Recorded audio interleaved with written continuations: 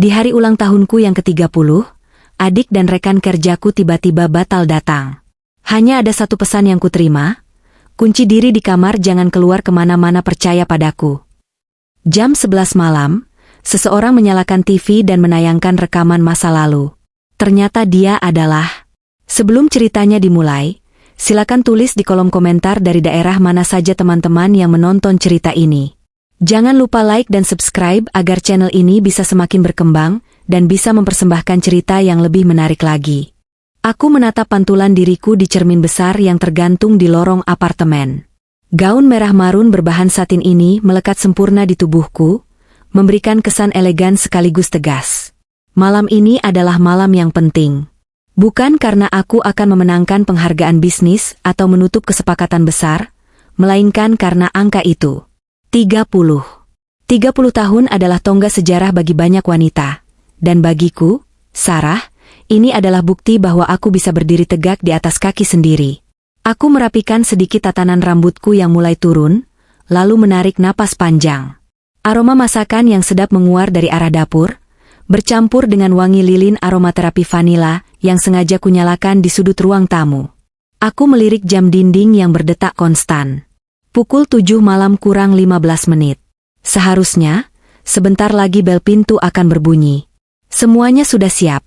Gumamku pada diri sendiri, mencoba meyakinkan hati yang tiba-tiba berdebar kencang. Aku berjalan menuju ruang tamu. Apartemenku yang biasanya minimalis dan kaku, malam ini berubah wajah. Ada balon-balon berwarna emas dan hitam yang menempel di langit-langit, pita-pita sederhana namun berkelas menghiasi sudut ruangan, dan di atas meja makan, hidangan lezat sudah tertata rapi. Aku memesan catering terbaik untuk malam ini. Lasagna panggang, ayam rosemary, salad segar, dan tentu saja, kue tart coklat Belgian yang menjadi favoritku sejak kecil. Aku mengusap permukaan meja kaca itu perlahan, memastikan tidak ada debu.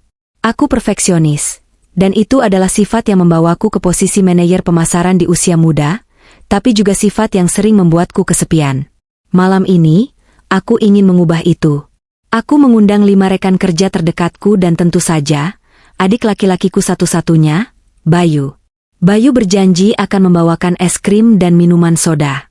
Kak Sarah, tenang saja. Pokoknya adikmu yang ganteng ini bakal bikin pesta kakak meriah. Begitu katanya di telepon tadi pagi. Suaranya terdengar ceria, seperti biasa. Mengingat Bayu membuatku tersenyum. Dia adalah satu-satunya keluarga yang kupunya setelah ibu meninggal dan ayah tiri kami. Aku tidak ingin mengingat pria itu malam ini. Tiba-tiba, ponselku yang tergeletak di meja kopi bergetar. Layarnya menyala, menampilkan nama, Dina Kantor. Aku segera menyambarnya dengan antusias. Dina adalah rekan kerjaku yang paling bawel tapi setia kawan. Dia pasti menelepon untuk bilang sudah di lobi. Halo, Din. Kamu sudah sampai bawah? Kode pintunya masih sama kok. Sapaku riang. Hening sejenak di seberang sana. Hanya ada suara desau angin yang cukup kencang. Halo? Din? Ulangku, sedikit bingung. Sar. Suara Dina terdengar bergetar, seperti orang yang sedang menahan tangis atau ketakutan. Maaf banget, Sar.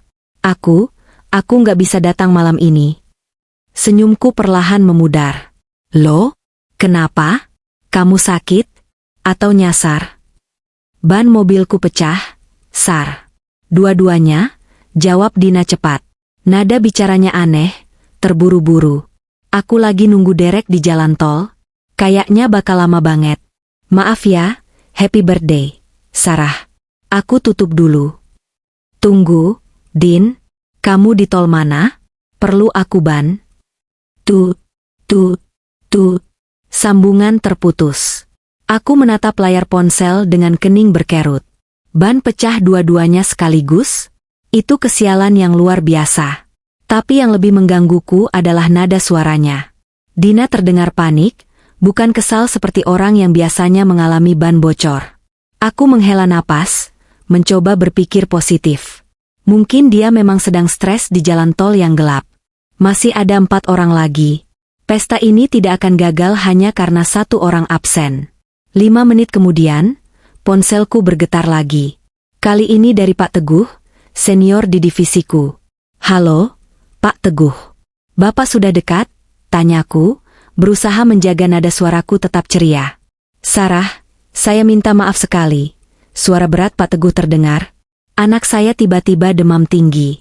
Istri saya panik di rumah. Saya harus putar balik sekarang. Oh ya ampun, Pak. Tidak apa-apa. Keluarga nomor 1. Semoga anaknya cepat sembuh. Jawabku. Rasa kecewa mulai merambat naik ke dada, tapi aku menekannya. Iya, terima kasih, Sarah. Selamat ulang tahun ya. Maaf sekali lagi. Klik. Sambungan mati. Aku duduk di sofa, menatap hamparan makanan yang mulai dingin. 2 orang batal. Sisa 3 orang rekan kerja dan Bayu. Pukul 7:10. Ponselku kembali berbunyi. Kali ini pesan WhatsApp dari Rani dan Budi. Pesan mereka masuk hampir bersamaan. Rani, Sar, sorry banget aku mendadak sakit perut parah. Kayaknya keracunan makanan tadi siang. Have a blast ya. Budi, Sar, ada urusan keluarga mendadak yang gak bisa ditinggal. Gak bisa datang. Happy birthday. Aku membaca pesan itu berulang-ulang. Sakit perut? Urusan keluarga mendadak? Kenapa semuanya terjadi di waktu yang bersamaan? Kebetulan macam apa ini? Rasa curiga mulai menyusup di antara kekecewaanku. Apakah mereka merencanakan ini? Apakah ini prank ulang tahun? Atau sebenarnya mereka memang tidak ingin datang ke pestaku sejak awal dan hanya mencari alasan? Pikiran negatif mulai menguasai kepalaku. Aku memang dikenal kaku dan ambisius di kantor. Mungkin mereka hanya berpura-pura baik selama ini. Fokus, Sarah. Masih ada Bayu, bisikku pelan. Bayu nggak mungkin ngecewain kakaknya. Aku mencari kontak Bayu dan menekan tombol panggil. Terdengar nada sambung. Sekali, 2 kali, 3 kali. Tidak diangkat. Aku mencoba lagi. Masuk ke kotak suara. Halo, ini Bayu. Tinggalkan pesan setelah bunyi bip. Bayu, kamu di mana? Teman-teman kakak batal semua nih. Kamu jangan telat ya. Kakak tunggu. Bawa es krimnya yang banyak. Ucapku pada pesan suara itu, berusaha terdengar santai meski tenggorokanku mulai tercekat menahan tangis.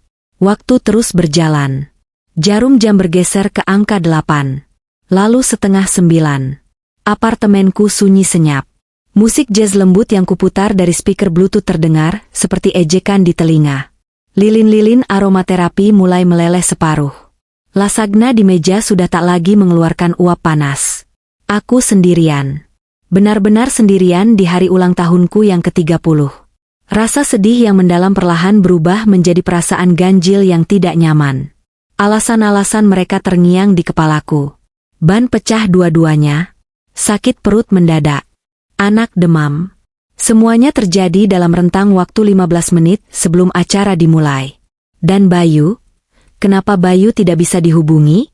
Itu sangat tidak biasa. Bayu selalu memegang ponselnya. Kalaupun dia tidak bisa datang, dia pasti akan menelepon dan heboh meminta maaf. Tapi ini, hening total. Aku bangkit dari sofa dan berjalan menuju jendela besar apartemenku yang berada di lantai 15. Pemandangan kota Jakarta di malam hari terlihat gemerlap di bawah sana. Lampu-lampu kendaraan bergerak seperti aliran darah yang tak pernah berhenti. Tapi di sini, di balik kaca tebal ini, dunia terasa begitu sepi dan dingin. Tiba-tiba, aku teringat ucapan Dina yang terputus-putus tadi. Nada suaranya. Ketakutan. Lalu Pak Teguh. Dia bilang anaknya demam, tapi aku tidak mendengar suara tangisan anak kecil atau suara istrinya di latar belakang. Hening. Latar belakang telepon mereka semua hening. Bulu kuduku meremang. Perasaan ini bukan lagi sekadar kesedihan karena pesta yang gagal. Ini adalah insting. Insting purba yang mengatakan bahwa ada sesuatu yang salah. Sangat salah. Aku kembali menatap meja makan yang penuh makanan. Rasanya nafsu makanku hilang sama sekali. Aku merasa seperti sedang diawasi. Mataku menyapu sekeliling ruangan apartemen. Pintu depan terkunci rapat. Jendela terkunci. Gorden tertutup sebagian. Tidak ada siapa-siapa selain aku. Namun, udara di dalam ruangan terasa semakin berat. Aku mengambil gelas kristal kosong, menuangkan air putih, dan meminumnya dengan tangan gemetar. Kenapa aku gemetar? Ini konyol. Ini hanya pesta yang gagal. Orang-orang punya kesibukan dan masalah masing-masing. Jangan drama, Sarah. Aku mencoba menenangkan diri dengan membereskan piring-piring bersih yang belum terpakai. Suara denting piring keramik yang bersentuhan terdengar begitu keras di ruangan yang sunyi ini. Ting! Suara notifikasi ponselku memecah keheningan. Aku tersentak kaget, hampir menjatuhkan piring di tanganku. Jantungku berpacu cepat. Apakah itu Bayu? Apakah dia akhirnya membalas? Aku meletakkan piring dan setengah berlari menuju meja kopi. Aku menyambar ponselku dengan harapan yang membumbung tinggi. Semoga Bayu bilang dia hanya terjebak macet. Semoga dia bilang dia sudah di depan pintu. Namun, saat layar menyala, harapan itu hancur berkeping-keping, digantikan oleh rasa dingin yang menusuk tulang punggungku. Aku berdiri mematung di tengah ruang tamu yang luas, diterangi oleh cahaya lampu gantung kristal yang kini terasa terlalu terang, terlalu menelanjangi. Ponsel di tanganku terasa licin oleh keringat dingin yang tiba-tiba membasahi telapak tanganku. Pesan itu bukan dari Bayu. Nomornya tidak dikenal. Tidak ada foto profil. Tidak ada nama. Hanya deretan angka acak yang asing. Aku membaca pesan itu sekali lagi, memastikan mataku tidak salah tangkap karena panik atau lelah. Kunci diri di kamar, jangan keluar kemana-mana, percaya padaku.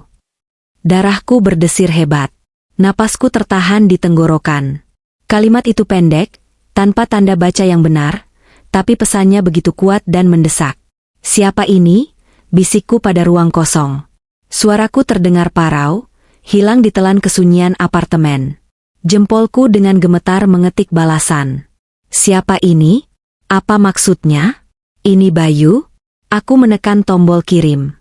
Tanda centang 1. Pesan tidak terkirim.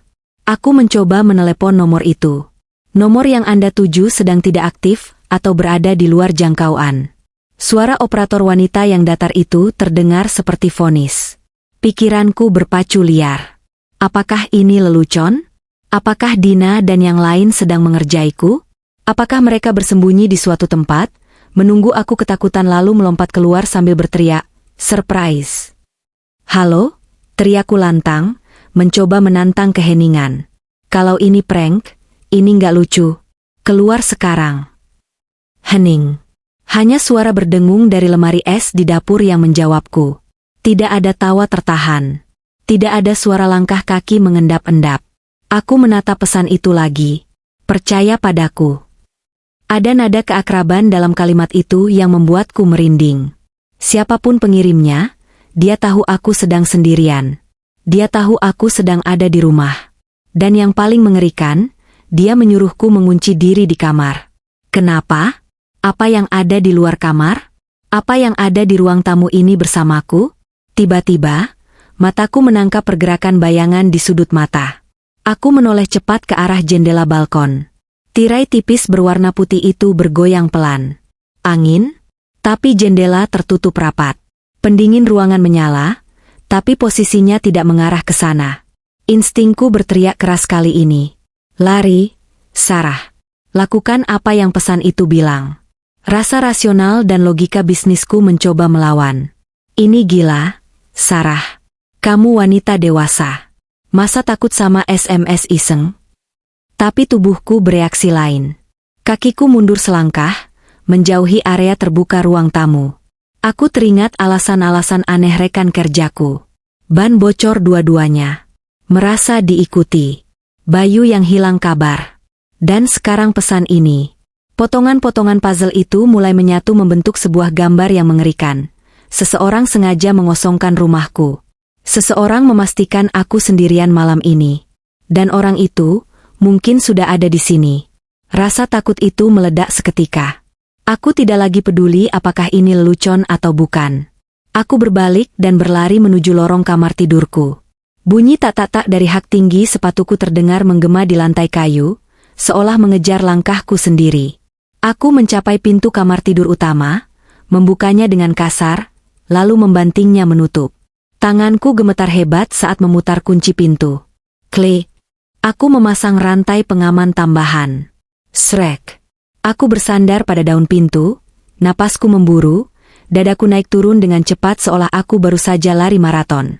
Jantungku berdegup begitu kencang hingga telingaku berdenging. Aku berada di dalam kamar tidurku sekarang. Ruangan ini luas, dengan tempat tidur king size di tengah, lemari pakaian besar yang menempel di dinding, dan sebuah smart TV 50 inci yang tergantung di dinding seberang kasur.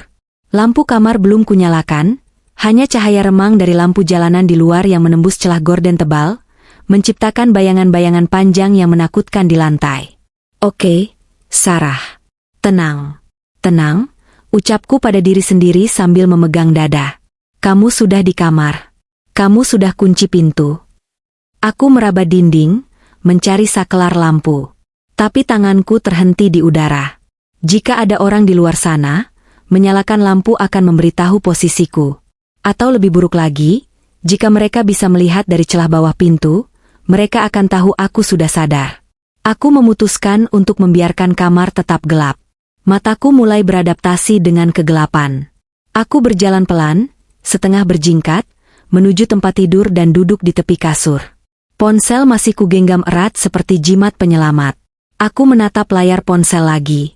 Pukul 9 malam lewat 30 menit. Apa yang harus kulakukan? Menelepon polisi? Bilang apa? Pak polisi, ada orang iseng SMS saya suruh masuk kamar. Mereka pasti akan menertawakanku. Belum ada tanda-tanda kejahatan fisik. Belum ada yang mendobrak. Aku mencoba menghubungi Bayu lagi. Tut. Tersambung. Kali ini tersambung. Bayu. Angkat, Bayu. Bisikku mendesak. Halo? Suara itu bukan suara Bayu. Itu suara napas. Kasar. Seperti seseorang yang sedang menahan amarah atau menahan sakit. Bayu? Itu kamu? Tanyaku dengan suara bergetar. Jangan keluar. Suara itu sangat pelan, hampir seperti bisikan, tapi aku mengenalnya. Itu suara Bayu. Tapi terdengar sangat lemah, seperti dia sedang berbicara sambil menahan rasa sakit yang luar biasa. Bayu, kamu di mana? Apa yang terjadi? Siapa yang pegang HP kamu? Cerocosku panik. Air mata mulai menggenang di pelupuk mataku. Sarah dengar dia ada di. Sambungan terputus. Bayu. Halo. Bayu. Aku berteriak pada ponsel yang kini membisu. Layarnya kembali ke menu utama.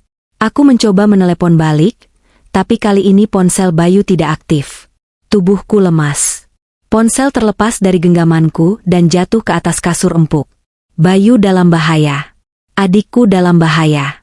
Dan dia bilang, dia ada di mana? Di apartemen ini? Rasa takut yang tadi sempat mereda kini kembali dengan kekuatan penuh, mencekik leherku. Aku menarik kakiku naik ke atas kasur, memeluk lutut, meringkuk seperti anak kecil yang ketakutan akan monster di bawah tempat tidur. Tapi monster ini nyata. Tiba-tiba, aku mendengarnya. Suara langkah kaki. Bukan dari lorong apartemen di luar unitku. Bukan dari lantai atas. Suara itu berasal dari ruang tamu. Di balik pintu kamar yang baru saja kukunci. Du. Langkah itu berat, lambat, dan diseret.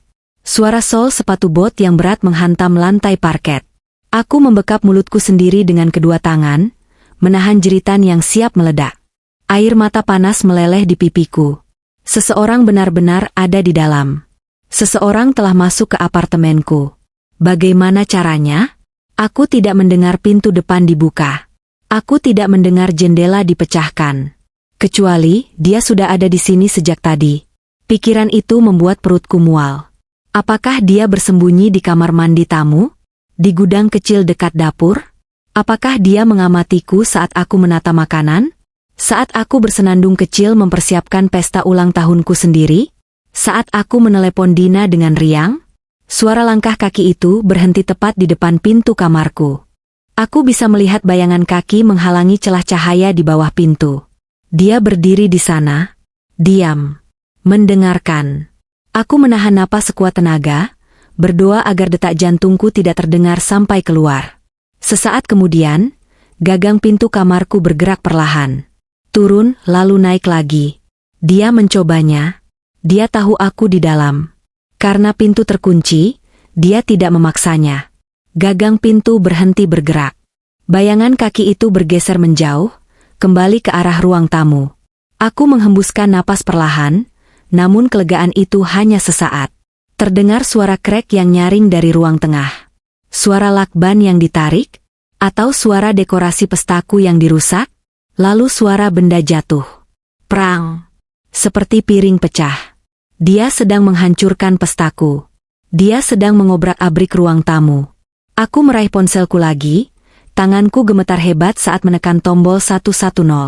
Aku harus memanggil polisi. Tidak peduli alasannya apa, ada penyusup di rumahku. Namun, sebelum aku sempat menekan tombol panggil, layar ponselku tiba-tiba berkedip aneh. Sinyal barnya hilang total menjadi tanda silang. No service. Apa? Bagaimana bisa? Aku tinggal di tengah kota Jakarta. Sinyal di sini selalu penuh. Aku mencoba menyalakan data seluler, mencoba menghubungkan ke Wi-Fi. Wi-Fi apartemenku pun tidak terdeteksi. Dia mematikan router. Dia menggunakan jammer sinyal. Penyusup ini bukan pencuri biasa. Dia profesional. Dia terencana. Dia ingin mengisolasi aku sepenuhnya. Aku terjebak. Terkunci di kamar sendiri, di lantai 15, tanpa akses komunikasi, sementara seorang psikopat berkeliaran di ruang tamuku, menunggu saat yang tepat untuk mendobrak masuk. Aku menatap pintu kamar yang menjadi satu-satunya penghalang antara aku dan mimpi buruk itu. Pintu kayu ini kokoh, tapi seberapa lama dia bisa bertahan jika penyusup itu membawa kapah? Atau senjata api? Waktu terasa melambat. Setiap detik terasa menyiksa. Aku hanya bisa duduk mematung dalam gelap, mendengarkan suara-suara perusakan dari luar. Suara kursi dibanting. Suara balon meletus. Dan di tengah teror itu, mataku tertuju pada jam digital di meja samping tempat tidur. Angka merah menyala di kegelapan. Pukul 22.59. 1 menit lagi jam 11 malam. Entah kenapa, firasatku mengatakan bahwa jam 11 malam akan menjadi titik balik. Sesuatu akan terjadi. Sesuatu yang lebih buruk dari sekadar suara langkah kaki. Dan benar saja. Tepat saat angka berubah menjadi pukul 23, Smart TV di hadapanku, yang seharusnya mati, tiba-tiba menyala dengan sendirinya. Cahaya biru terang membanjiri kamar yang gelap gulita, menyilaukan mataku yang terbiasa dengan kegelapan. Aku terkesiap, mundur hingga punggungku menabrak sandaran tempat tidur. Di layar TV itu, tidak ada siaran berita atau film. Layar itu menampilkan statik abu-abu sejenak, sebelum kemudian berubah menjadi tampilan yang membuat darahku membeku. Itu adalah rekaman CCTV. Live feed. Dari ruang tamuku sendiri. Aku bisa melihat balon-balon emasku yang sudah kempes di lantai. Piring-piring makanan yang berserakan pecah. Dan di tengah kekacauan itu, berdiri sesosok pria berpakaian serba hitam, membelakangi kamera, menatap lurus ke arah lorong kamar tidurku. Seolah tahu aku sedang menonton, pria di layar itu perlahan memutar kepalanya ke arah kamera CCTV yang tersembunyi di sudut plafon ruang tamu. Kamera yang bahkan aku tidak tahu keberadaannya. Dia tidak memakai topeng. Wajahnya tertutup bayangan topi, tapi senyumnya terlihat jelas. Senyum mengerikan yang menjanjikan rasa sakit. Kemudian, gambar di TV berganti. Bukan lagi siaran langsung, melainkan sebuah video dengan kualitas buruk, berbintik-bintik, dan berwarna pudar. Ada tanggal yang tertera di pojok kanan bawah layar. 15 Mei 2014. Malam kelulusan SMA-ku. Napasku tercekat. Tidak mungkin. Bagaimana dia bisa punya rekaman ini? Tidak. Rintihku, air mata mulai mengalir deras tanpa bisa kucegah. Tolong, jangan itu. Tapi TV itu terus memutar gambar yang selama 10 tahun ini berusaha kubunuh dalam ingatanku. Gambar sebuah gudang pengap. Gambar aku yang masih remaja, menangis ketakutan. Gambar Bayu yang memegang tongkat bisbol dengan tangan gemetar. Dan gambar ayah tiri kami yang terkapar bersimbah darah di lantai. Rahasia tergelap kami. Dosa masa lalu kami. Malam ini, di ulang tahunku yang ke-30, hantu itu bangkit kembali untuk menuntut balas. Aku meringkuk di sudut tempat tidur, lututku gemetar tak terkendali menekan dada. Cahaya dari layar TV menjadi satu-satunya penerangan di kamar yang mencekam ini. Rekaman video di layar itu terus berputar tanpa suara. Tapi jeritan dan suara hantaman dari masa lalu seolah bergema nyaring di telingaku, lebih keras dari detak jantungku sendiri. Di layar, Sarah muda, gadis 20 tahun yang kurus dan ketakutan, sedang menyeret tubuh kaku ayah tiri kami ke sudut gudang. Wajahnya pucat pasi, air mata bercampur debu mengotori pipinya. Di sebelahnya, Bayu muda yang baru lulus SMP, berdiri mematung dengan tongkat bisbol yang masih meneteskan darah. Aku memejamkan mata erat-erat, tidak sanggup melihat adegan selanjutnya. Adegan di mana kami membersihkan lantai dengan kain pel kotor. Adegan di mana kami mengacak-acak isi gudang agar terlihat seperti perampokan. Kebohongan yang kami susun rapi selama 1 dekade. Kenapa? Isakku pelan. Kenapa rekaman ini ada? Selama ini, aku dan Bayu yakin tidak ada saksi. Gudang itu terpencil, jauh dari rumah tetangga. Kami pikir kami sudah menghapus jejak dengan sempurna. Polisi saat itu menyimpulkan kasus tersebut sebagai perampokan yang gagal karena tidak ada sidik jari orang lain selain kami, penghuni rumah, dan barang-barang berharga memang hilang, kami kubur di hutan belakang. Tapi rekaman ini, sudut pengambilannya dari atas rak tinggi di pojok gudang. Seseorang telah memasang kamera di sana sebelum kejadian itu. Seseorang telah mengawasi kami. Atau lebih buruk lagi, ayah tiri kami sendiri yang memasangnya untuk tujuan lain, dan seseorang menemukannya. Tiba-tiba, layar TV berkedip lagi. Rekaman masa lalu itu hilang, berganti kembali ke live feed ruang tamu apartemenku. Pria berbaju hitam itu tidak lagi berdiri diam.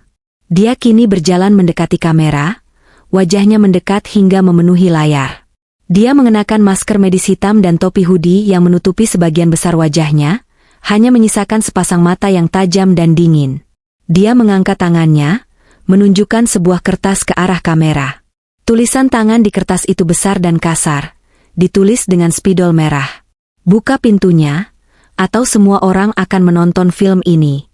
Ancaman itu nyata. Dia tidak butuh uang. Dia tidak butuh barang berharga. Dia ingin menghancurkan hidupku. Hidup yang kubangun susah payah dari puing-puing trauma masa lalu. Karierku, reputasiku, kebebasanku, dan yang paling penting, masa depan Bayu. Jika video ini tersebar, Bayu akan dipenjara. Aku akan dipenjara sebagai penjahat. Siapa kamu? Teriakku frustrasi ke arah TV, meski tahu dia tidak bisa mendengarku. Atau mungkin dia bisa? Jika dia bisa meretas TV, mungkin dia juga menyadap suara di kamar ini. Pria di layar itu seperti menjawab pertanyaanku. Dia menunjuk ke arah pintu kamar tidurku melalui kamera, lalu berjalan keluar dari frame kamera. Detik berikutnya, aku mendengar suaranya secara langsung. Bukan dari TV, tapi dari balik pintu kamarku. Sarah. Panggilnya. Suaranya berat, serak, namun ada nada mengejek yang membuat darahku mendidih. Ulang tahun yang indah, bukan? Aku membekap mulutku, mundur semakin jauh hingga punggungku menempel di dinding dingin. 10 tahun aku menunggu momen ini, lanjutnya dari balik pintu. 10 tahun aku melihat kalian hidup enak. Kamu jadi wanita karir sukses, adikmu jadi sarjana.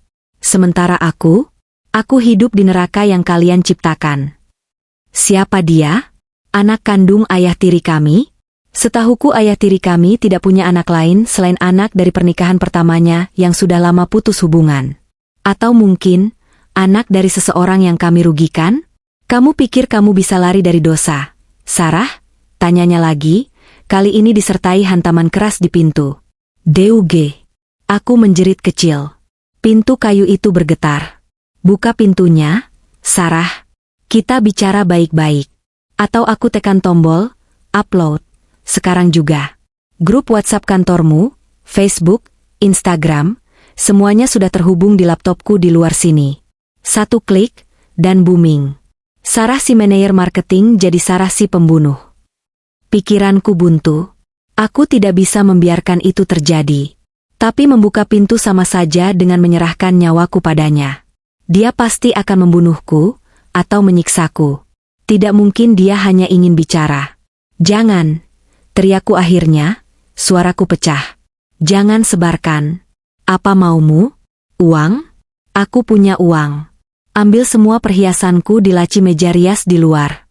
Ambil semua. Terdengar tawa pelan dari balik pintu. Tawa yang kering dan mengerikan. Uang?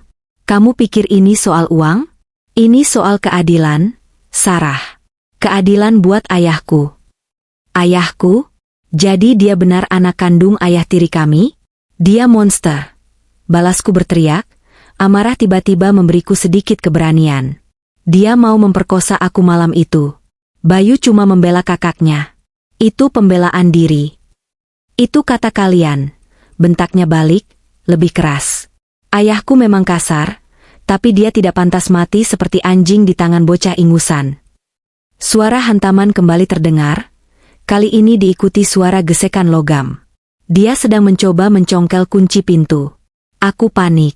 Mataku menyapu sekeliling kamar mencari senjata. Lampu tidur, terlalu ringan. Gunting, ada di laci meja rias, tapi meja rias itu dekat dengan pintu. Tongkat golf, aku punya satu set di sudut ruangan, hadiah dari klien yang tidak pernah kupakai. Aku melompat turun dari kasur dan berlari menyambar tongkat golf Iron 7. Besi dingin itu terasa berat dan mantap di tanganku. Aku mundur lagi, mengambil posisi siaga menghadap pintu. Pergi. Atau aku panggil polisi. Ancamku kosong. Aku tahu ponselku tidak berguna. Polisi, cemoohnya. Silakan. Panggil mereka. Biar mereka sekalian nonton videonya saat menangkap mayatmu. Suara congkelan di pintu semakin keras. Kre, kre. Kayu di sekitar gagang pintu mulai retak. Kunci itu tidak akan bertahan lama. Tiba-tiba, suara notifikasi lain muncul. Bukan dari ponselku, tapi dari Smart TV. Sebuah pesan pop-up muncul di pojok layar TV yang masih menampilkan feed kosong ruang tamu. Pesan baru dari perangkat terhubung, Bayu S Phone. Jantungku berhenti berdetak sesaat. Bayu, teks itu berjalan di layar. Kak, aku di dalam lemari. Jangan lihat ke arahku. Alihkan perhatiannya. Aku terbelalak. Lemari? Lemari pakaian besar yang menempel di dinding sebelah kiriku? Aku melirik sekilas, sangat cepat agar tidak terlihat mencurigakan jika si penyusup punya kamera di kamar ini juga, meski aku belum menemukannya. Pintu lemari geser itu tertutup rapat. Tapi ada celah kecil, sangat tipis, yang tidak rapat. Bayu ada di sini? Sejak kapan? Ingatanku melayang ke pesan pertama. Kunci diri di kamar, percaya padaku. Bayu yang mengirimnya. Dia sudah tahu ada bahaya sebelum aku tahu. Dia menyelinap masuk sebelum si penyusup mengunci akses? Atau dia bersembunyi karena tahu si penyusup sedang menargetkan kami? Rasa lega yang luar biasa membanjiri dadaku, tapi rasa takut juga makin menjadi.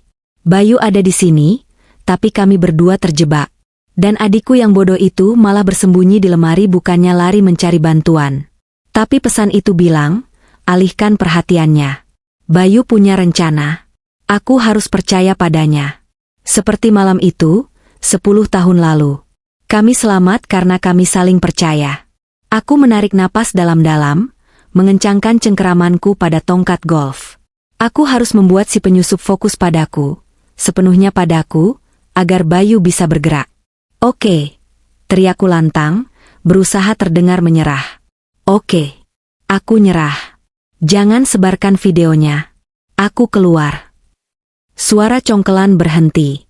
Hening sejenak. Pilihan bagus, Sarah, jawab pria itu. Suaranya melunak, penuh kemenangan. Buang senjatamu kalau kamu bawa sesuatu. Buka pintunya pelan-pelan.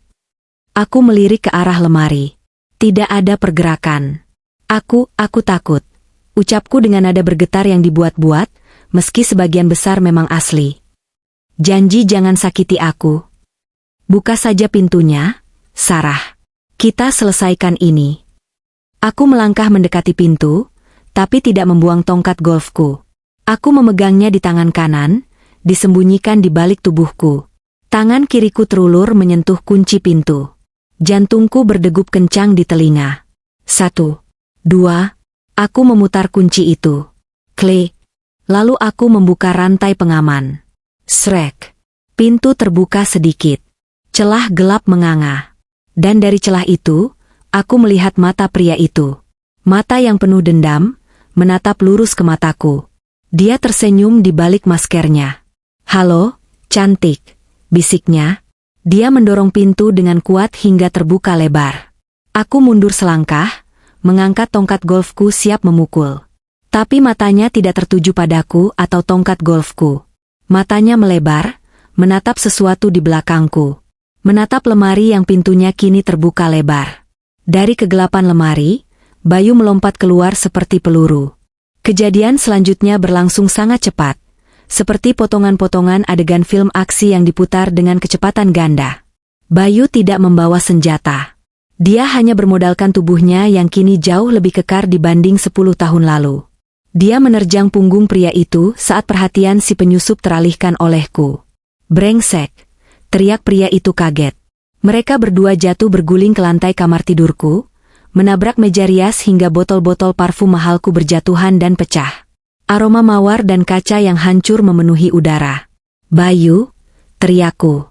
"Lari, Kak! Keluar!" teriak Bayu sambil berusaha menahan lengan pria itu yang mencoba meraih sesuatu di balik jaketnya. Pisau. Kilatan logam terlihat sekilas. Pria itu kuat. Sangat kuat. Dia berhasil menyikut wajah Bayu dengan keras. "Buge!" Bayu mengerang, pegangannya melonggar. Pria itu memanfaatkan kesempatan itu untuk menendang perut Bayu, membuatnya terpental menabrak kaki tempat tidur. Pria itu bangkit dengan cepat, napasnya memburu. Dia tidak lagi memedulikan Bayu. Matanya terkunci padaku. Dia mencabut pisau lipat dari saku jaketnya. "Kalian berdua memang minta mati," geramnya. Dia melangkah maju ke arahku. Aku mengayunkan tongkat golfku sekuat tenaga, membabi buta karena panik. Wush! Ayunanku meleset, hanya mengenai udara kosong karena dia menghindar dengan gesit. Tapi ayunan itu memberinya jarak. Dia mundur sedikit, waspada. "Jangan mendekat," teriakku, mengacungkan tongkat golf seperti pedang. Bayu mengerang di lantai, berusaha bangkit. Darah segar mengalir dari hidungnya. "Kak, TV-nya?" seru Bayu tiba-tiba, menunjuk ke arah smart TV yang masih menyala di dinding. Aku bingung. "Kenapa TV?" Penyusup itu juga sempat melirik ke arah TV karena teriakan Bayu. Di layar TV, rekaman video masa lalu itu berhenti. Layar berubah menjadi hitam total selama sedetik, lalu muncul sebuah countdown atau hitungan mundur digital berwarna merah darah. 10, 9, 8. "Apa itu?" tanya si penyusup. Suaranya terdengar goyah untuk pertama kalinya. "Apa yang kalian lakukan?" "Bukan kami," teriak Bayu. "Itu lu yang pasang, kan?" "Gue nggak pasang hitungan mundur," bantah si penyusup, tampak bingung. Dia menatap layar dengan kening berkerut. 7, 6, 5. Situasi menjadi aneh. Kami bertiga, aku, Bayu, dan si penyusup, justru terpaku menatap layar TV. Ancaman pembunuhan seolah terjeda oleh kebingungan massal ini. 4, 3, 2, 1. Layar TV berkedi putih terang, menyilaukan seisi ruangan. Kemudian, sebuah video baru muncul. Kualitas videonya jernih, HD, jauh lebih modern daripada rekaman CCTV tahun 2014. Angle kameranya diambil dari atas, bird eye view. Itu rekaman kejadian di gudang yang sama. Gudang rumah kami. Tapi tanggalnya berbeda. 14 Mei 2014. 1 hari sebelum kejadian pembunuhan ayah tiri kami. Di video itu, terlihat ayah tiri kami sedang berbicara dengan seorang pria asing di gudang. Mereka terlihat sedang berdebat. Pria asing itu mengenakan jaket kulit dan topi. Wajahnya tidak terlihat jelas, tapi postur tubuhnya sangat familiar. Ayah tiri kami menyerahkan sebuah amplop tebal pada pria itu. Pria itu membukanya, menghitung isinya, uang, lalu menggeleng tidak puas. Dia melempar amplop itu ke wajah ayah tiri kami. Perdebatan memanas. Pria asing itu mendorong ayah tiri kami hingga jatuh. Lalu dia mengeluarkan sesuatu dari tasnya. Kamera-kamera kecil. Dia mulai memasang kamera-kamera itu di sudut-sudut gudang. Ayah tiri kami hanya diam ketakutan, seolah dia di bawah ancaman. Si penyusup di depanku menurunkan pisaunya perlahan. Matanya terpaku pada layar. Tubuhnya menegang. Itu. Bisik si penyusup. Itu ayah. Aku dan Bayu saling pandang. Ayah? Jadi pria di video itu adalah ayah si penyusup ini? Video berlanjut. Pria asing itu, ayah si penyusup, berbicara sambil menunjuk-nunjuk kamera yang baru dipasangnya. Meski tidak ada suara, gerak bibirnya cukup jelas bagi siapa saja yang mengerti. Dia sedang mengancam. Dia sedang memeras ayah tiri kami. Dan kemudian, adegan yang paling mengejutkan muncul. Pria asing itu mengambil sebuah botol minuman dari meja kerja di gudang. Dia menuangkan bubuk putih ke dalamnya. Lalu dia memaksa ayah tiri kami meminumnya sedikit. Ayah tiri kami batuk-batuk, lemas, dan jatuh terduduk di kursi. Layar kembali gelap. Teks putih muncul. Dia sudah diracuni sebelum kalian datang. Aku ternganga. Jantungku serasa berhenti. Diracuni? Jadi malam itu, saat ayah tiri kami mengamuk dan hendak menyerangku, saat Bayu memukulnya, apakah dia sebenarnya sudah sekarat? Apakah amukannya itu efek dari racun atau obat-obatan? Dan yang paling penting, apakah Bayu benar-benar membunuhnya? Atau dia mati karena racun itu? Si penyusup menjatuhkan pisau lipatnya ke lantai. Kling. Dia mundur terhuyung-huyung, menabrak dinding. Nggak mungkin. Ayah nggak mungkin. Gumamnya. Wajahnya di balik masker terlihat pucat. Matanya yang tadi penuh dendam kini dipenuhi keraguan dan keputusasaan. Siapa yang memutar video ini? Tanyaku pelan, rasa takutku berganti menjadi rasa penasaran yang amat sangat. Jika penyusup ini tidak melakukannya, dan aku serta Bayu jelas tidak melakukannya, siapa? Bayu perlahan bangkit, menyeka darah di hidungnya. Dia menatapku dengan tatapan yang sama bingungnya. Kak, ada orang ketiga. Benar. Ada orang lain yang terlibat. Orang yang memiliki rekaman asli ini. Orang yang tahu segalanya, lebih dari kami, lebih dari si penyusup ini. Orang yang sedang bermain-main dengan kami bertiga malam ini. Tiba-tiba, suara speaker TV berbunyi kresek-kresek. Suara tawa yang didistorsi terdengar memenuhi ruangan. Selamat ulang tahun, Sarah, suara robotik itu bergema. Kejutannya belum selesai. Polisi sedang dalam perjalanan. Saya yang panggilkan. Kalian punya waktu 10 menit sebelum sirene terdengar. Siapa yang akan masuk penjara malam ini? Pembunuh yang memukul? Pemeras yang meracuni? Atau anak yang menuntut balas tanpa tahu fakta? Layar TV mati total. Keheningan kembali menyelimuti kamar, tapi kali ini terasa jauh lebih berat. Kami bertiga berdiri dalam segitiga ketegangan. Pisau tergeletak di lantai di antara kami. Si penyusup menatap kami, lalu menatap pisau itu. Aku mencengkeram tongkat golfku lagi. Kita dijebak, kata Bayu serak. Siapa yang kirim video itu? Tanya si penyusup, suaranya bergetar. Dia menarik maskernya turun, memperlihatkan wajah muda yang penuh keringat dan air mata. Dia seumuran dengan Bayu. Gue nggak tahu, jawab Bayu. Tapi kalau polisi datang, kita semua tamat. Lu masuk penjara karena nyerang kami masuk penjara karena kasus lama. Si penyusup menatap Bayu tajam. Gue nggak peduli gue masuk penjara. Tapi kalian pembunuh ayah gue. Ayah lu ngeracunin ayah tiri kami. Bentakku. Lu lihat sendiri videonya. Dia pemeras. Bohong, teriak anak itu. Dia menerjang maju lagi, bukan untuk mengambil pisau, tapi untuk mencekik Bayu. Mereka bergulat lagi di lantai. Kali ini lebih brutal. Tanpa senjata, hanya adu pukul dan cakar. Berhenti, teriakku. Aku bingung harus memukul yang mana tanpa melukai Bayu. Saat itulah aku melihat sesuatu di saku celana belakang si penyusup yang menyembul keluar saat dia berguling. Sebuah flash disk berwarna perak. Itu pasti sumber data yang dia pakai untuk menyadap TV-ku tadi. Aku tidak memukulnya.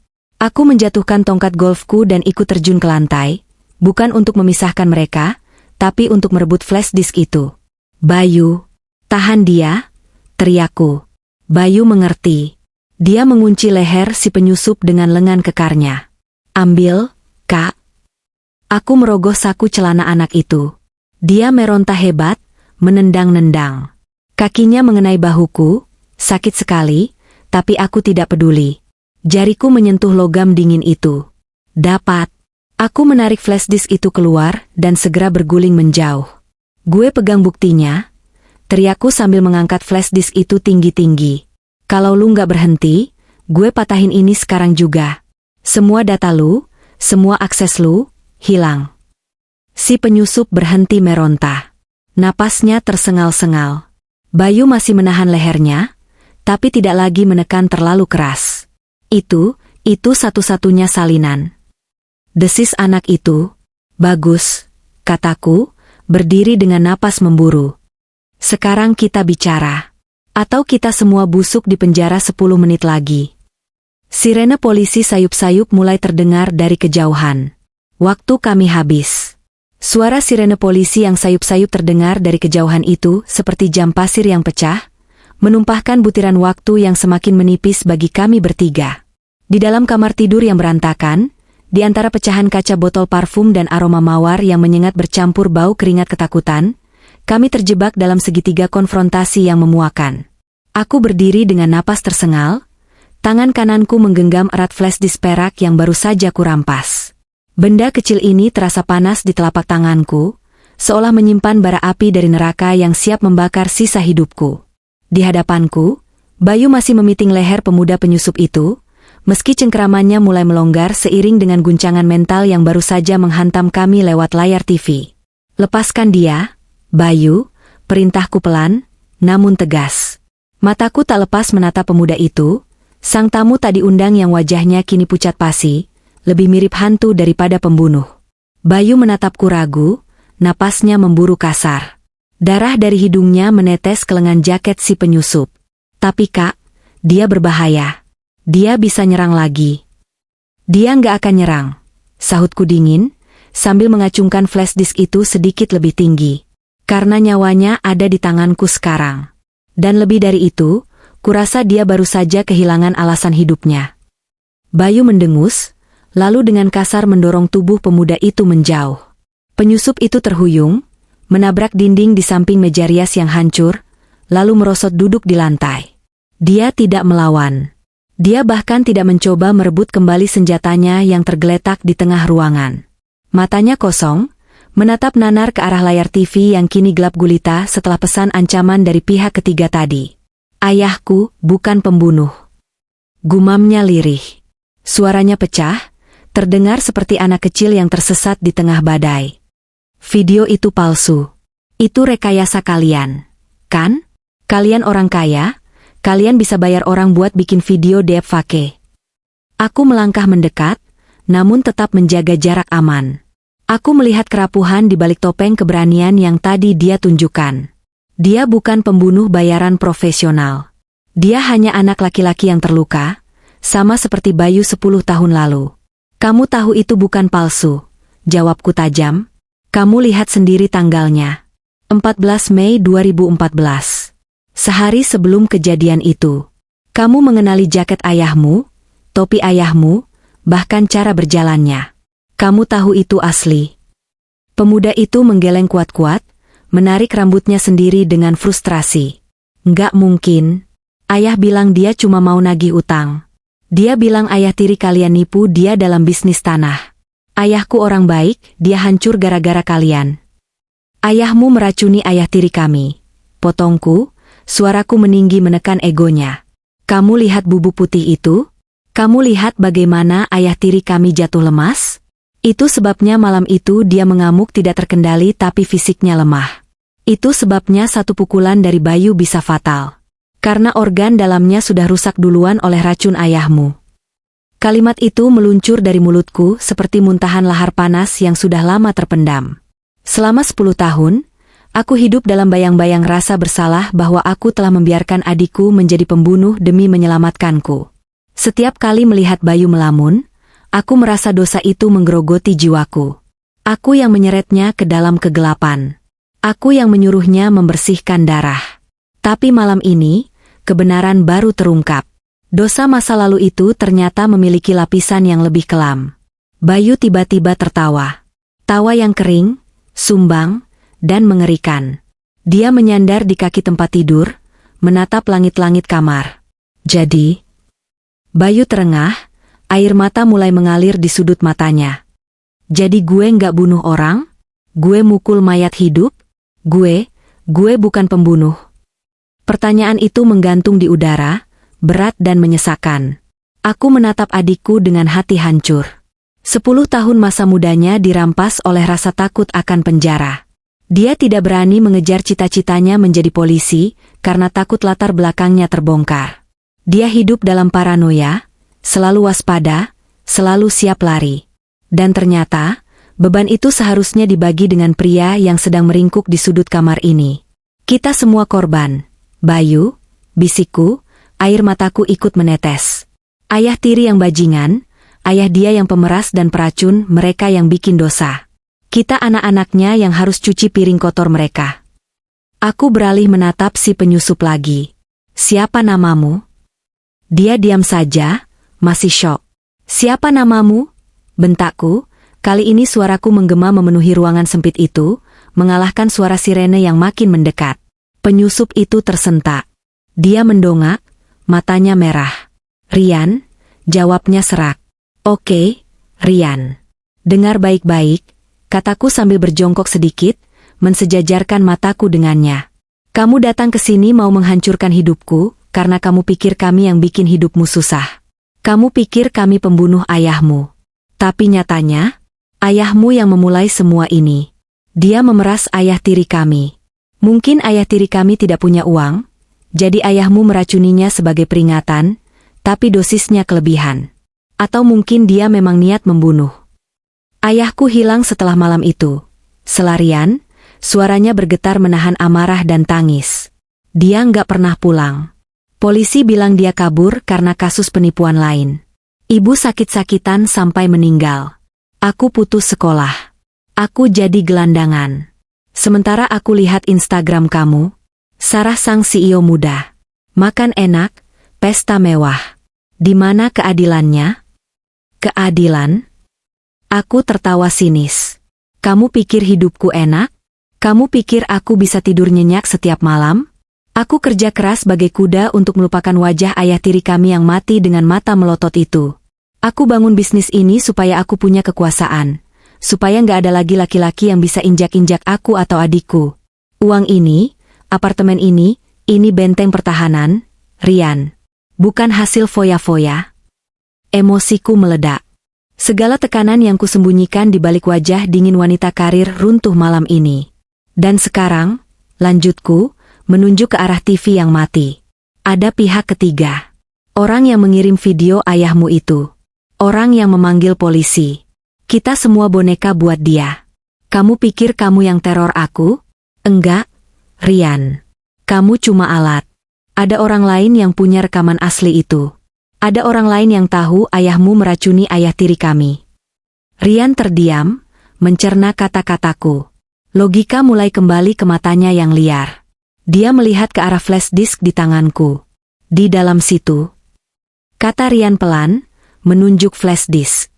Cuma ada rekaman CCTV tahun 2014 yang gue curi dari arsip lama kepolisian yang korup. Gue bayar mahal buat itu. Gue nggak punya video yang ada di TV tadi. Berarti ada orang lain yang mengawasi gudang itu selain ayahmu. Simpul Bayu, suaranya mulai terdengar rasional kembali. Dia bangkit berdiri, menyeka darah di wajahnya dengan lengan baju. Dan orang itu sekarang mau kita semua tangkap basah di sini. Suara sirene berhenti.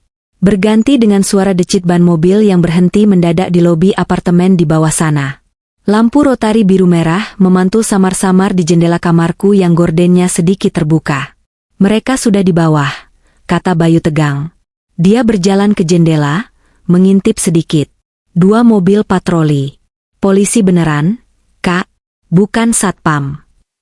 Panik kembali menyergap. Waktu kami habis. Aku menatap Rian, lalu menatap Bayu. Dosa masa lalu ini seperti hantu yang tidak mau mati. Dia terus bermutasi, dari satu rahasia ke rahasia lain. Dulu kami menyembunyikan pembunuhan.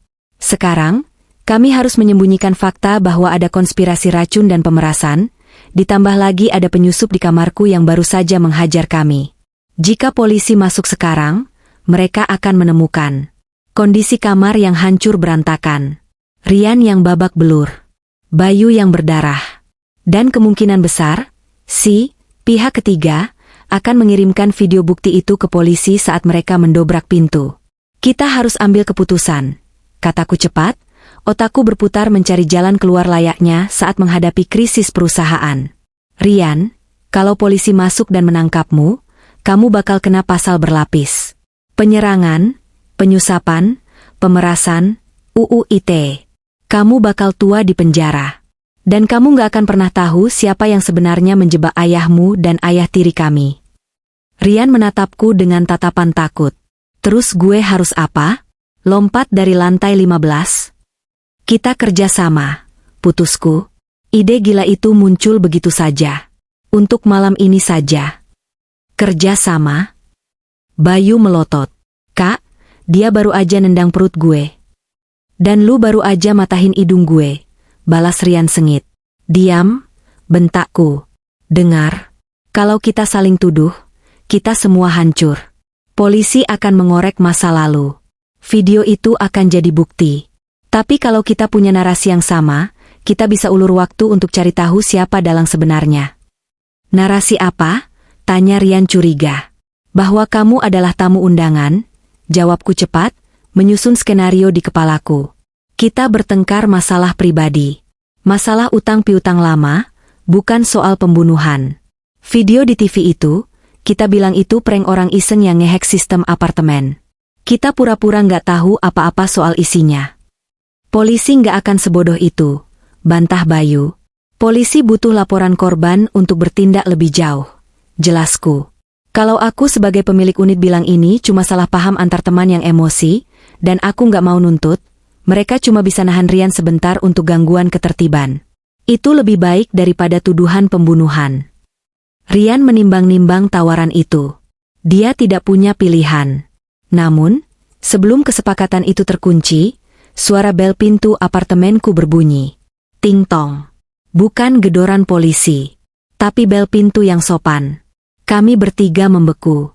Polisi tidak memencet bel dengan sopan saat ada laporan darurat. Siapa? Bisik Bayu. Aku berjalan pelan keluar kamar, memberi isyarat agar mereka diam. Aku mendekati pintu depan apartemen, mengintip lewat lubang peephole. Darahku berdesir hebat. Di luar sana, bukan polisi berseragam, melainkan seorang kurir pengantar paket, memegang sebuah kotak hitam dengan pita merah. Dan di belakangnya, berdiri rekan-rekan kerjaku. Dina, Pak Teguh, Rani. Mereka semua ada di sana, dengan wajah bingung dan khawatir. Pak polisi di bawah bilang ada laporan teriakan, jadi kami disuruh naik bareng satpam. Terdengar suara Dina dari luar. Ini semakin gila. Dosa masa lalu kami kini menjadi tontonan publik. Dan, sang tamu tak diundang, yang sebenarnya bukanlah Rian, melainkan masa lalu itu sendiri yang datang dalam bentuk kotak hitam di tangan kurir itu. Pemandangan dari lubang intip itu membuat kakiku lemas seketika. Dina, Pak Teguh, Rani mereka semua ada di sana. Wajah mereka campuran antara kekhawatiran yang tulus dan kebingungan yang nyata. Di belakang mereka, 2 orang petugas keamanan apartemen dan seorang polisi berseragam tampak sedang berbicara dengan nada serius lewat radio panggil. Mbak Sarah? Mbak Sarah ada di dalam? Suara Pak Teguh terdengar memanggil, disusul ketukan di pintu. Kami khawatir, Mbak. Tadi Dina dapat telepon aneh yang bilang Mbak dalam bahaya. Aku mundur menjauh dari pintu, kembali ke lorong menuju kamar tidur di mana Bayu dan Rian menunggu dengan tegang. Napasku memburu. Skenario yang baru saja kususun berantakan total. Aku pikir polisi akan datang mendobrak layaknya tim SWAT, tapi ternyata, pihak ketiga, ini bermain lebih cantik. Dia mengumpulkan semua saksi mata. Dia mengumpulkan audiens. Aku masuk kembali ke kamar tidur. Siapa? Tanya Bayu mendesak. Semuanya, jawabku singkat, wajahku pucat. Teman-teman kantorku. Satpam. Polisi. Mereka semua di depan pintu. Rian memucat. Dia langsung sadar posisinya adalah yang paling terjepit di sini. Dia adalah orang asing di dalam apartemen wanita, dengan kondisi kamar hancur lebur. Mati gue habis gue. Tunggu, potongku, otakku berpacu mencari celah. Aku menatap Rian tajam. Kamu bilang tadi kamu yang meneror mereka supaya nggak datang, kan? Kamu bilang ban mobil Dina pecah, anak Pak Teguh sakit itu ulahmu semua? Rian mengangguk lemah, masih memegangi rusuknya yang sakit.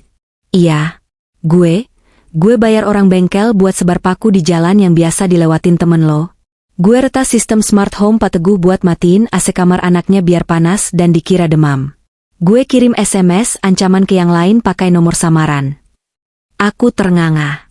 Dedikasi pemuda ini untuk menghancurkan ulang tahunku sungguh luar biasa mengerikan. Kenapa, Rian? Tanyaku, rasa ingin tahuku tak terbendung. Kenapa harus malam ini? Kenapa harus dengan cara serumit ini? Rian menunduk, menatap sepatu ketsnya yang kotor. Karena malam ini tepat 30 tahun lo lahir. Dan malam ini tepat 10 tahun bapak gue mati, atau hilang. Gue mau lo ngerasain sendirian. Gue mau lo ngerasain ketakutan di rumah sendiri, kayak yang gue rasain setiap malam setelah bapak gue nggak pulang dan rumah kami disita bank. Dia mengangkat wajahnya, menatapku dengan mata yang berkaca-kaca. Gue mau lo ngaku. Gue mau rekam pengakuan lo saat lo ketakutan, terus gue sebarin. Gue pikir itu bakal bikin gue lega. Bikin gue ngerasa adil. Tapi ternyata lo salah target. Sela Bayu dingin. Dan sekarang kita semua kejebak mainan orang lain. Ketukan di pintu depan semakin keras. Mbak Sarah. Buka pintunya atau kami dobrak. Ini polisi. Teriakan dari luar mulai terdengar tidak sabar. Dengar, kataku cepat, mengambil alih komando. Rian, kamu punya keahlian IT, kan? Kamu bisa retas sistem smart home, kamu bisa sadap CCTV. Lumayan, gumam Rian. Kenapa? Hapus jejak digitalmu sekarang, perintahku. Semua pesan ancaman yang kamu kirim ke aku, ke teman-temanku, hapus jejaknya kalau bisa. Buat seolah-olah itu glitch jaringan atau apalah. Gue nggak bisa hapus yang udah masuk ke HP mereka. Tapi gue bisa matiin server bot yang gue pakai biar nggak bisa dilacak balik ke IP gue. Jawab Rian. Lakukan. Sekarang, bentakku. Lalu aku beralih ke Bayu. Bayu, kamu sembunyikan Rian. Hah? Di mana? Bayu bingung. Mereka bakal geledah apartemen. Di balkon, kataku, menunjuk pintu kaca balkon kamar tidur. Ada celah di samping unit AC outdoor. Itu sempit banget, tapi cukup buat orang kurus kayak Rian. Di sana gelap, dan kalau malam gak kelihatan dari luar kecuali di sorot senter langsung. Gila lo, desis Rian. Itu lantai 15. Mau di situ atau di sel penjara? Tantangku. Kalau kamu sembunyi di situ, aku bisa bilang ke polisi kalau aku sendirian dan tadi cuma panik karena mimpi buruk atau halusinasi. Aku bisa bilang apartemen berantakan karena aku ngamuk sendiri, depresi ulang tahun. Mereka mungkin bakal anggap aku gila, tapi setidaknya penyelidikan gak akan mengarah ke pembunuhan. Rian dan Bayu saling pandang. Itu rencana yang sangat berisiko, tapi satu-satunya yang masuk akal untuk menghindari penangkapan Rian malam ini. Cepetan, dorong Bayu pada Rian. Sini HP lu, biar gue pegang. Lu fokus sembunyi. Rian menyerahkan ponselnya pada Bayu, lalu dengan ragu berjalan menuju balkon. Angin malam yang kencang langsung menerpa masuk saat pintu kaca dibuka. Sarah, panggil Rian sebelum dia melangkah keluar ke pinggiran beton yang mengerikan itu. Dia menatapku tajam. Kalau lo nipu gue dan nyerahin gue ke polisi, video asli CCTV 2014 itu masih ada backupnya di cloud yang diset otomatis rilis, kalau gue nggak check-in dalam 24 jam. Ancaman itu membuatku tersenyum tipis. Bagus. Itu artinya kita punya asuransi masing-masing. Sekarang sembunyi. Bayu menutup pintu balkon dan mengunci gorden rapat-rapat. Rian sudah menghilang di balik kegelapan malam, bertaruh nyawa di pinggiran gedung pencakar langit. Deuge, deuge, deuge. Pintu depan apartemen didobrak. Suara kayu pecah terdengar nyaring. Sarah. Suara Dina berteriak histeris. Di sini. Teriakku, mengubah nada suaraku menjadi serak dan penuh tangis. Aku mengacak-acak rambutku lebih parah, merobek sedikit lengan gaunku, lalu menjatuhkan diri ke lantai di samping pecahan kaca. Bayu mengerti perannya. Dia segera duduk di sampingku, memelukku seolah sedang menenangkan orang yang histeris. Langkah-langkah kaki berat berlarian masuk. Senter-senter menyorot lorong. Di kamar utama. Aman. Sterilkan area, teriak seorang polisi. Pintu kamar terbuka lebar. Cahaya senter menyilaukan mataku. Dina langsung menerobos masuk, mengabaikan polisi, dan memelukku erat-erat. Ya ampun, Sarah, kamu kenapa? Rumahmu kenapa hancur begini? Dina menangis, memelukku yang berpura-pura gemetar. Aku melirik ke arah polisi yang mulai memeriksa ruangan. Mataku menangkap Pak Teguh yang berdiri di ambang pintu dengan wajah pucat. Tapi ada yang aneh. Di tangan Pak Teguh, dia memegang ponselnya dengan cara yang tidak wajar. Dia merekam. Bukan merekam untuk dokumentasi, tapi seperti sedang live streaming. Lampu kilat kecil di ponselnya menyala terus. Dan di belakang kerumunan itu, si kurir paket yang tadi kulihat di lubang intip, meletakkan kotak hitam berpita merah itu di atas meja rias yang hancur, lalu mundur perlahan dan menghilang di balik kerumunan polisi. Kotak itu. Firasatku berteriak lagi. Ancaman belum selesai. Rian di balkon, polisi di kamar, tapi musuh yang sebenarnya mungkin baru saja mengirimkan hadiah ulang tahunnya. Mbak Sarah, seorang polisi berjongkok di depanku. Bisa jelaskan apa yang terjadi? Ada laporan penyusup. Aku menarik napas panjang, menyiapkan kebohongan terbesar dalam hidupku. Gak ada penyusup, Pak. Isaku membenamkan wajah di bahu Dina. Saya stres. Ulang tahun ke-30. Sendirian, saya cuma butuh perhatian. Kebohongan yang merendahkan harga diriku sebagai CEO, tapi menyelamatkan nyawaku. Polisi itu menaikkan alis, skeptis melihat kerusakan yang ada. Tongkat golf, pecahan kaca, bekas darah di lantai, yang untungnya sedikit dan bisa dibilang kena pecahan kaca. Darah itu, tunjuk polisi ke lantai. Kaki saya kena kaca. Jawabku cepat, menunjukkan sedikit goresan di kakiku yang memang tak sengaja tergores tadi. Dan adik Anda? Polisi menunjuk Bayu. Hidungnya berdarah. Saya coba nenangin kakak. Pak, dia ngamuk, lempar barang, gak sengaja kena muka saya. Jawab Bayu lancar, wajahnya memelas sempurna. Polisi itu tampak belum yakin sepenuhnya. Tapi tanpa bukti penyusup, dia tidak bisa berbuat banyak. Namun, saat suasana mulai sedikit mereda, suara bip nyaring terdengar dari kotak hitam di atas meja rias. Semua orang menoleh. Itu apa, Mbak? Tanya polisi waspada. Saya nggak pesan paket. Jawabku jujur, rasa takut yang asli kembali muncul. Bip, bip, bip. Suaranya makin cepat. Mundur. Semua mundur. Teriak polisi itu, menduga itu bom. Dina menjerit, menarikku menjauh. Bayu melompat melindungi kami. Tapi kotak itu tidak meledak. Tutupnya terbuka sendiri dengan mekanisme pegas. Dan dari dalamnya, bukan bom yang keluar, melainkan sebuah proyektor mini yang langsung menyala, menembakkan gambar ke dinding putih kamar tidurku. Gambar besar. Jelas. Itu bukan video masa lalu. Itu video real time. Video dari kamera tersembunyi yang menyorot balkon apartemenku. Di dinding kamar itu, terpampang jelas sosok Rian yang sedang meringkuk ketakutan di samping AC outdoor, berpegangan erat pada besi pengaman agar tidak jatuh. Dina menutup mulutnya kaget. Polisi langsung bereaksi. Ada orang di balkon. Sergap. Aku dan Bayu membeku. Darahku berhenti mengalir. Pihak ketiga, selangkah lebih maju. Dia tidak hanya tahu kami menyembunyikan Rian. Dia memfasilitasi polisi untuk menemukannya. Tamu tak diundang yang sebenarnya, kini telah membuka kartunya. Dan aku sadar, malam ini baru saja dimulai. Lampu proyektor itu menyorot tajam ke dinding putih kamarku, menampilkan gambar hitam putih yang berpasir namun jelas. Sosok kurus Rian yang sedang menggigil di balkon apartemen lantai 15, berpegangan pada besi pengaman dengan wajah pucat pasi. Cahaya itu seolah menelanjangi semua kebohongan yang baru saja kususun dengan susah payah. Di sana, di balkon, teriak salah satu polisi, suaranya menggelegar memecah kepanikan.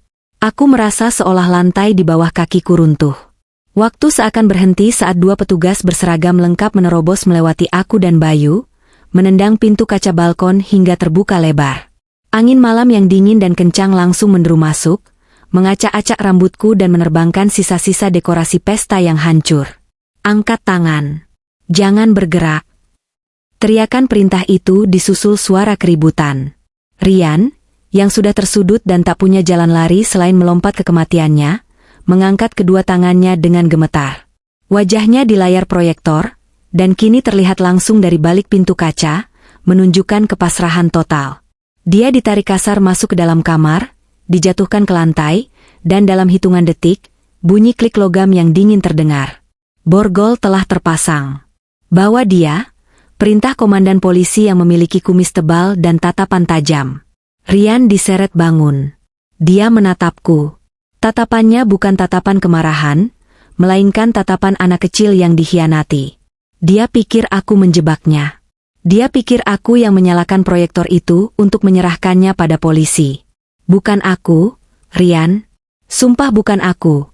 Teriakku, mengabaikan fakta bahwa aku sedang berhadapan dengan hukum.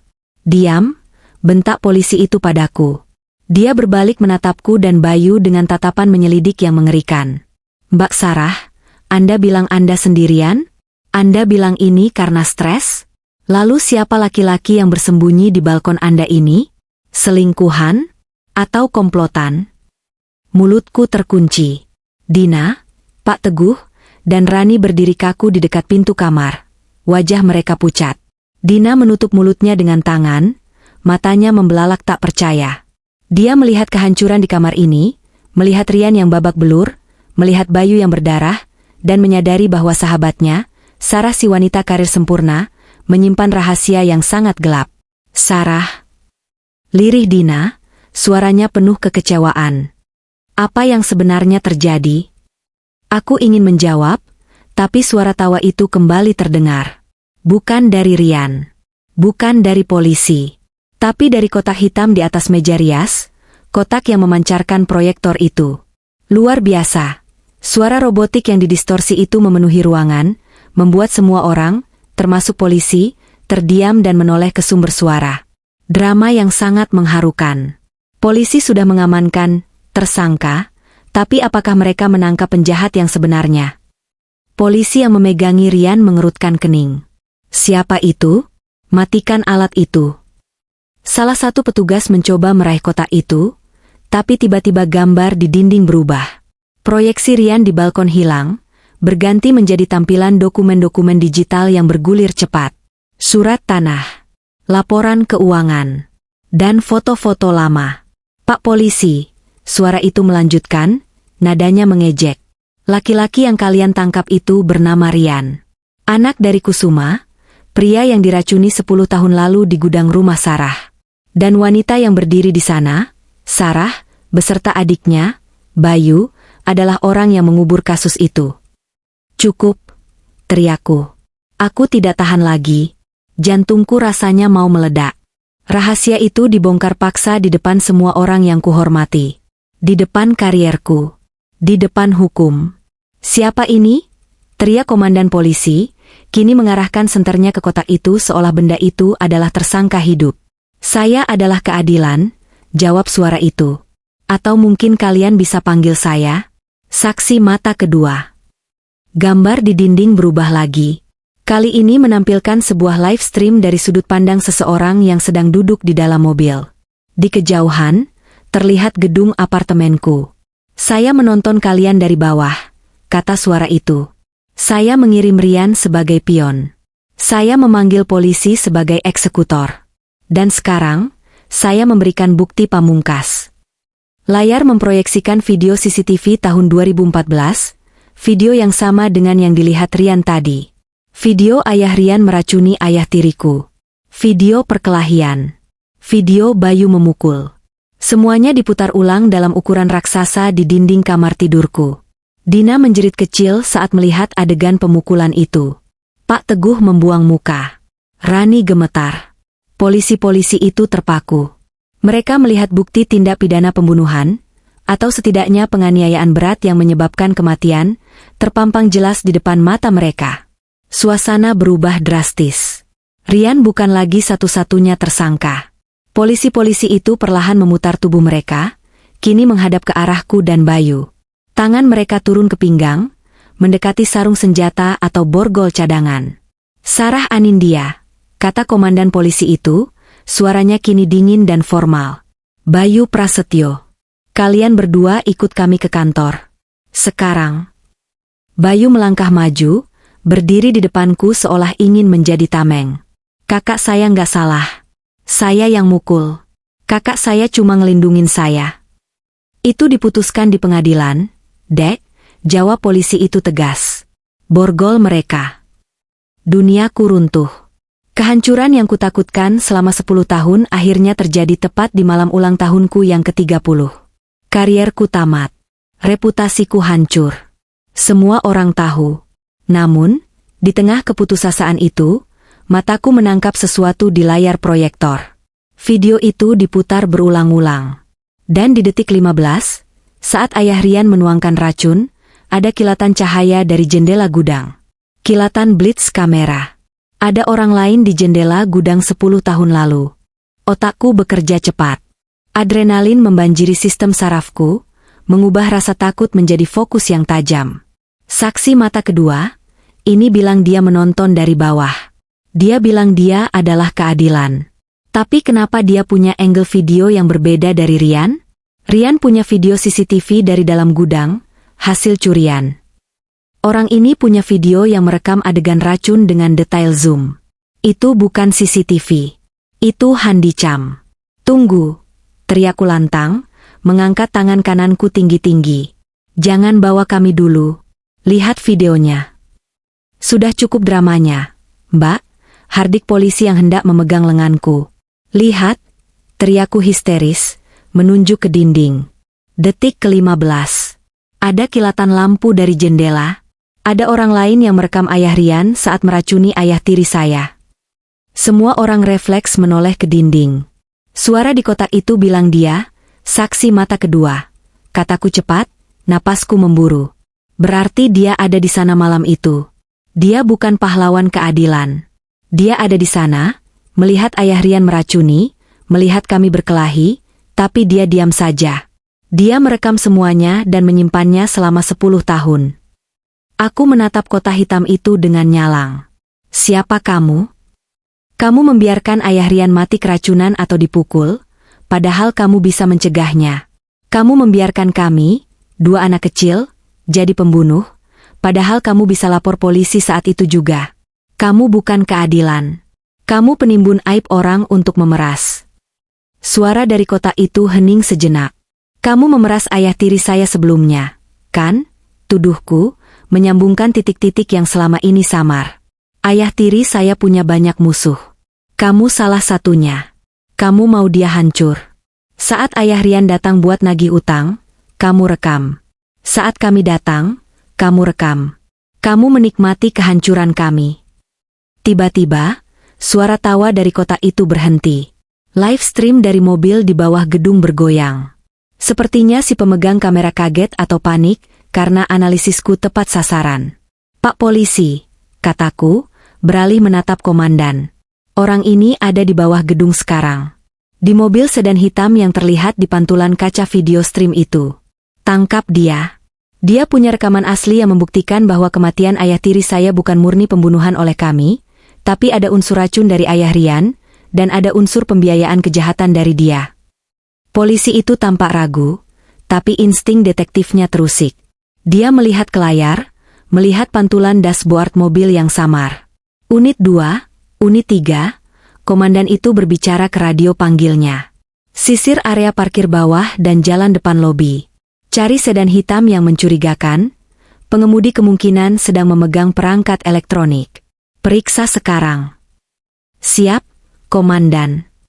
Suara dari kota itu terdengar panik. "Kalian tidak akan bisa menangkapku. Aku..." Kasih.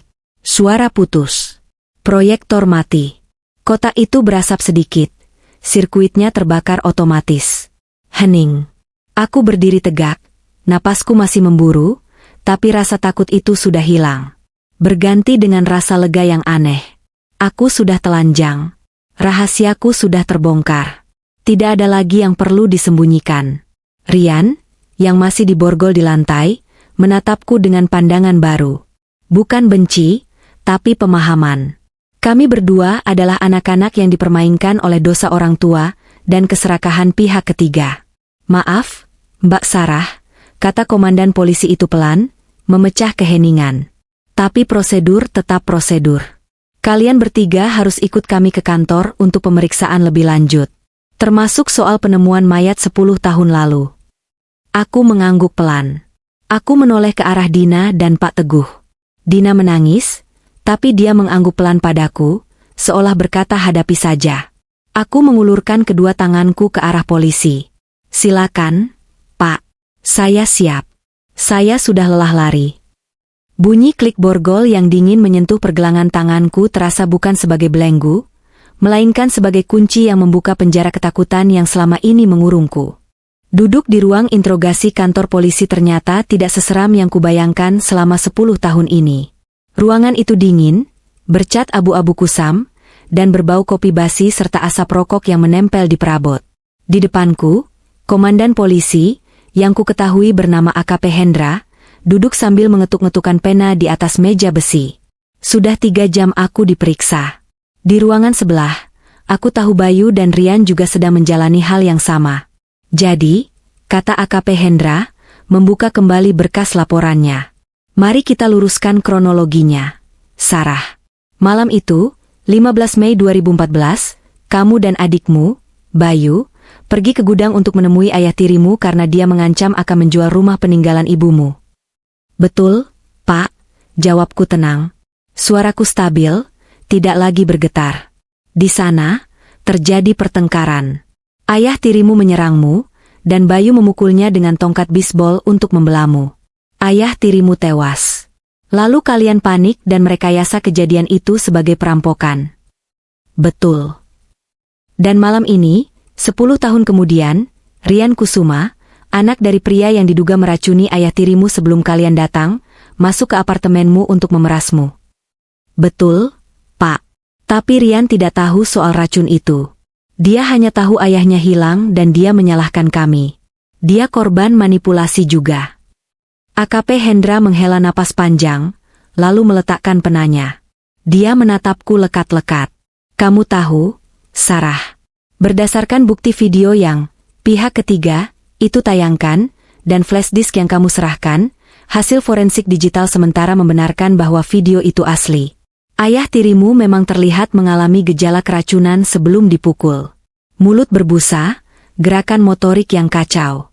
Jika kami melakukan ekshumasi, gali kubur, pada makam ayah tirimu dan menemukan sisa racun di tulangnya, ini akan mengubah segalanya. Aku menahan napas. Mengubah bagaimana, Pak? Pasal pembunuhan berencana bisa gugur, jelas AKP Hendra. Kematiannya mungkin bukan karena pukulan Bayu semata, tapi karena akumulasi racun. Tindakan Bayu bisa dikategorikan sebagai notwear atau pembelaan diri terpaksa dalam keadaan darurat, apalagi mengingat ayah tirimu sedang menyerangmu. Sedangkan kamu tindakanmu menyembunyikan mayat dan barang bukti tetap pidana.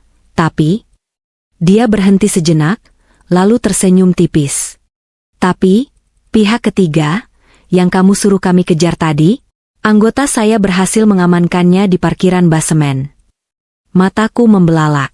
Tertangkap? Ya, namanya Gunawan. Mantan rekan bisnis ayah tirimu. Di mobilnya kami temukan server mini dan hard disk berisi ribuan file pemerasan. Ternyata bukan cuma kamu korbannya. Dia sudah memeras banyak orang dengan cara mengumpulkan aib mereka. Dia merekam kejadian di gudang itu karena memang berniat menjatuhkan ayah tirimu, tapi malah dapat jackpot, rekaman pembunuhan yang dia simpan sebagai senjata pamungkas. Aku menyandar ke sandaran kursi, rasa lega yang luar biasa membanjiri seluruh tubuhku hingga aku merasa lemas. Gunawan tertangkap. Rantai setan ini putus. Jadi, apa yang akan terjadi pada kami? Tanyaku pelan. Proses hukum tetap berjalan, Sarah. Kamu dan Bayu tetap harus disidang. Rian juga akan kena pasal penyusupan dan perbuatan tidak menyenangkan. Meski mungkin ada keringanan karena dia dimanipulasi, kata AKP Hendra tegas namun manusiawi. Kalian tidak akan bebas murni besok pagi.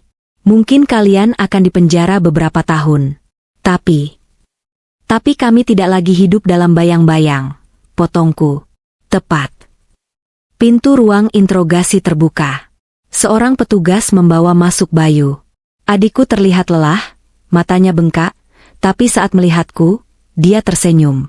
Senyum yang tulus, senyum yang sudah lama hilang dari wajahnya. Kami tidak bisa berpelukan karena tangan kami masih terborgol di meja masing-masing, tapi tatapan mata kami sudah cukup. Kita berhasil, Dad. Kita selesai. Tak lama kemudian, Rian digiring lewat di lorong depan pintu yang terbuka. Dia melihat kami. Dia mengangguk kecil, sebuah tanda gencatan senjata. Dia tahu sekarang bahwa musuh sebenarnya, orang yang membuat ayahnya menjadi peracun dan membuat hidupnya sengsara, sudah ditangkap. Dendamnya mungkin belum hilang sepenuhnya, tapi setidaknya sudah terarah ke orang yang tepat. Matahari pagi mulai terbit saat aku digiring keluar dari ruang pemeriksaan menuju sel tahanan sementara. Cahaya oranye menembus jendela koridor kantor polisi, menghangatkan kulitku yang dingin. Di lobi depan, aku melihat kerumunan wartawan yang sudah menunggu. Berita tentang CEO muda terlibat kasus pembunuhan 10 tahun lalu yang terbongkar lewat proyektor misterius, pasti sudah menyebar. Karierku di perusahaan mungkin tamat. Restoran dan villa yang kubangun dengan kerja keras mungkin akan disita atau bangkrut karena skandal ini. Tapi anehnya, aku tidak peduli. Aku melihat Dina berdiri di kejauhan, di luar garis polisi. Dia tidak pergi. Dia menunggu. Saat mata kami bertemu, dia mengangkat kepalan tangannya ke udara. Tanda dukungan. Dia tahu aku bukan pembunuh berdarah dingin. Dia tahu aku hanya seorang kakak yang putus asa melindungi adiknya. Aku melangkah maju dengan kepala tegak. Tidak ada lagi gaun pesta yang indah, tidak ada lagi makeup sempurna. Hanya aku, Sarah, dengan kemeja robek dan wajah lelah, tapi dengan hati yang paling bersih yang pernah kurasakan selama 10 tahun terakhir. Pesan di HP misterius itu salah. Kunci diri di kamar, jangan keluar kemana-mana. Itu nasihat yang buruk. Mengunci diri, menyimpan rahasia, memendam aib, itulah yang hampir membunuhku. Justru ketika aku berani keluar, berani membuka pintu, dan berani menghadapi kebenaran, aku selamat. Hari ini, di ulang tahunku yang ke-30, aku kehilangan segalanya. Harta, jabatan, nama baik. Tapi aku mendapatkan kembali sesuatu yang jauh lebih berharga. Aku mendapatkan kembali jiwaku. Dan aku mendapatkan kembali adikku. Kami siap menghadapi pengadilan. Kami siap membayar utang masa lalu kami pada masyarakat. Karena setelah hukuman ini selesai nanti, kami tidak akan lagi menjadi tawanan masa lalu. Kami akan benar-benar bebas. Selamat ulang tahun, Sarah, bisikku pada diri sendiri saat pintu sel besi itu tertutup di depanku. Ini adalah hadiah terbaik yang pernah kudapatkan.